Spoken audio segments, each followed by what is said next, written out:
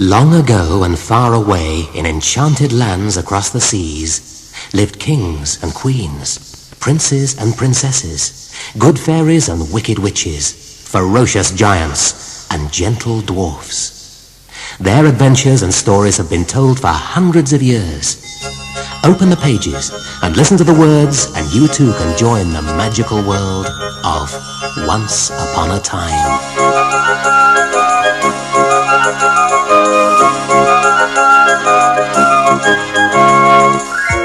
Tom Thumb.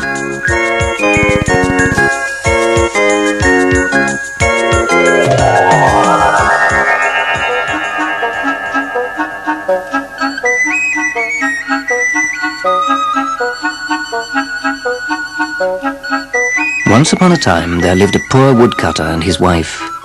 They were so sad because they had no children. "A little child would make me so happy," said the woodcutter's wife. "It'd be lovely if I had a little child to love and care for. It wouldn't even matter if he were no bigger than a thumb." "Yes, a little child would certainly bring laughter to our house," said the woodcutter. Merlin, the great magician, heard their plea. "A child no bigger than a thumb, eh? What a wonderful idea," he thought. So he granted them their dearest wish. A few months later, a tiny little boy was born. He was no bigger than a thumb. So the woodcutter and his wife called him Tom Thumb.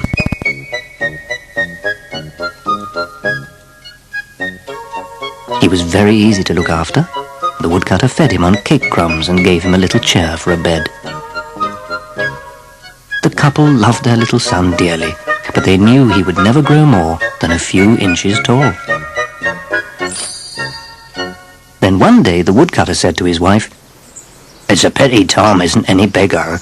If he was, he'd be able to drive the horse and cart in the forest for me." Tom Thumb overheard his father and said, "Please let me help, Father. I can take the horse and cart for you."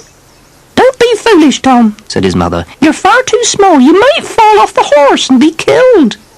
"You get the horse ready, Mother, and I'll show you how I can drive it," said Tom. Tom Thumb's mother put the harness onto the horse. "Now, little one," she said, "show me how you're going to drive this huge creature." "Sit me in the horse's ear," said Tom. "Then I'll be able to tell him when to start and stop. When I get to the woods, Father will be waiting for me. He'll be able to lift me down." Tom's mother wasn't too keen on this idea, but she lifted up her little son and sat him in the horse's ear. "Be careful," she said as she waved goodbye. Off went the horse and cart, with Tom tucked safely in the horse's ear. The horse did exactly what he was told. "Giddy up, my beauty." When Tom wanted him to gallop along, he whispered, "Go like the wind." When he wanted him to trot, he said, "Steady, my beauty." When they reached the forest, two men caught sight of the horse and cart. "How strange that no one is driving that horse and cart," said one of the men to his comrade. "Giddy up, my beauty," "Yeah," said the other. "and listen, I can hear someone talking to the horse." They both hid behind a tree. Once again, they heard a little voice talking to the horse. The two men followed the horse, the cart, and the invisible rider deep into the heart of the forest. Tom Thumb's father was busy cutting wood when he saw the horse and cart coming towards him. "You've done very well to get all this way without getting lost, my son," said the woodcutter, and he gently lifted him out of the horse's ear. When the two men in the woods saw the little fellow, they were amazed. "Oh, we could put him in a circus," muttered one. "Yes, he'd make us lots of money," said the other. They approached the woodcutter. We've seen your lovely little son," they said, "and we'd like to give you a good price for him. Here, take these 2 bags of gold and we'll take him off your hands." "I wouldn't take all the gold in the world for my precious son. Be off with you." "Let them give you a good price for me," said Tom Thumb. "I love to go on an adventure. Don't worry, I'll come back to you when I've been on my travels." "All right, my son, you can go with these men, but you must take care," said the woodcutter. So he took the bags of gold, and one of the men lifted Tom Thumb onto the brim of his hat. He'll be the star of the show in every circus in the land, he said. Yes, we'll be able to make a fortune, said his friend. Tom sat happily on the brim of the hat. He had a good view, and he was enjoying the ride. The wicked pair walked on through the forest until nightfall. Let me down, said Tom. It's dark and I'm tired. No, you can't get down, the men told him. It's your home for now, and that's where you'll stay. If you're not going to let me down, I'm going to jump, said Tom. Worried that he might damage himself, they let the little fellow down.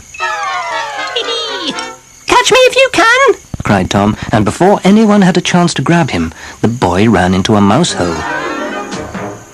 Goodbye, he cried. I enjoyed the ride. The men were very angry. They poked at the hole with 2 long sticks, and they shouted down to him. But Tom taunted them, crying out, You can't catch me! He was safely tucked away at the end of the tunnel. Eventually, the 2 men gave up. We'll never catch him now, they said, and they marched away, puffing and sighing. When all was quiet and Tom was sure the men had gone, he crept out of the little tunnel. He looked round the forest to find himself a new home, and then he saw the perfect hiding place, a snail shell. He quickly hid in the shell. It was just his size. As Tom started to doze off, he heard footsteps in the distance. Tom listened carefully.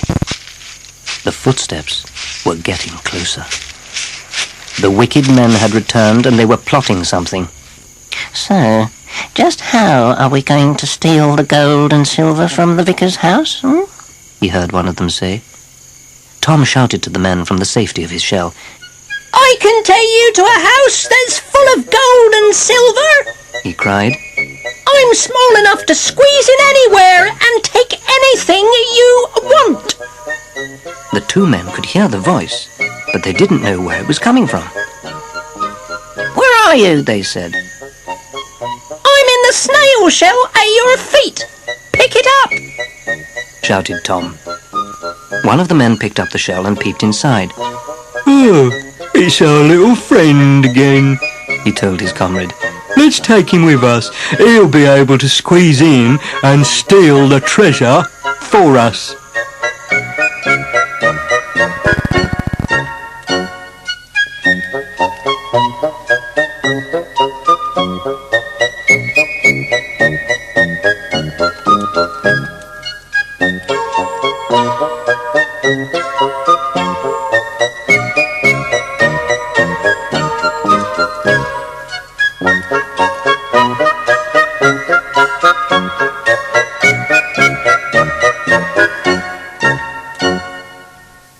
It's time to turn over to side 2.